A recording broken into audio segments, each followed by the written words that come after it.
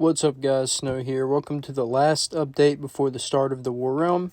In this video, I'm going to explain to you guys the final rules, everything I have not completely explained to this point, along with a few questions I've had from you guys.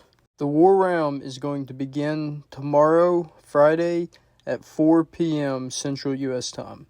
Remember, it's different from all you guys. A bunch of people have different time zones, so just look up your time zone and how it's different from mine, and you'll know the exact time it's going to start for you.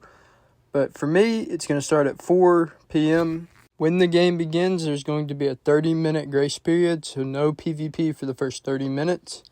After that, PvP will be enabled, and everyone will be able to fight each other as long as you're not on the same team. Remember, guys, definitely report to me if your teammate continually kills you or messes with your progress or anything like that. We will separate you guys and put you guys on different teams or something like that if that happens. Next, for your bases. For the first 3 weeks, your base is not that important and you have very little rules for it. So what that means is you can completely hide your base, you can put it completely underground, you can do whatever you want with your base for the first 3 weeks. Now, the only exception is for the last week, when the final event of the War Realm happens and everyone has to go around breaking each other's beds and beacons. When that happens, you have to have an above ground base that's visible from above ground, along with your beacon coming up in the air, and your bed needs to be placed right beside your beacon. You are allowed to have fake beacons, so you can have beacons placed to fake people out, but you cannot have a bed placed underneath that beacon to try and fool people and make them think that they actually destroyed your bed. The only beacon that is allowed to have a bed underneath it is your actual beacon that you're given at the start. There is now a world border of about 2,000 blocks in each direction, so you will have to stay inside of that. There's no way for you to really get around it unless you go in the nether, and I believe you can go around it that way. So just make sure nobody goes in the nether, goes really far away in the nether, and goes through to build your base through that portal. That will be considered cheating if you go past the border in the real world.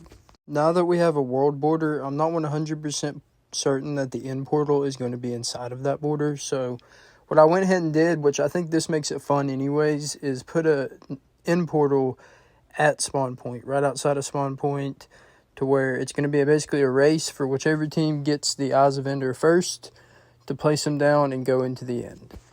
A few simple rules that we've gone over before, but I'll do it again. No hack clients of any kind, no x-rays, no kind of using any kind of client advantage of any kind. Completely vanilla Minecraft on your end, and TNT and fire spreads will be turned off for the first 3 weeks. So you will not be able to completely destroy people's bases if you find them at the beginning, but at the last week, those will be turned back on and you will be able to pretty much do anything. Now for the final announcement, which I think is the coolest announcement. I've added 3 add-ons / mods to the War Realm. I've added a security mod, health bars, and mob armor mod. These are all really cool. The security one allows you to place cameras, secret doors, all kinds of things. It's really awesome. You guys are going to have to check it out. The mob armor one is also really cool. It gives you some pretty cool armor for mobs. There was going to be another one that I was going to add, but I decided not to because some of the stuff was really overpowered. But we may do a realm in the future where we do more mods and gives us some really OP gear. The only other thing that I did not mention is there will be a shop set up, and I will change the trades on these villagers, give it some pretty decent stuff, or we might have some custom NPCs for it if we get it set up in time.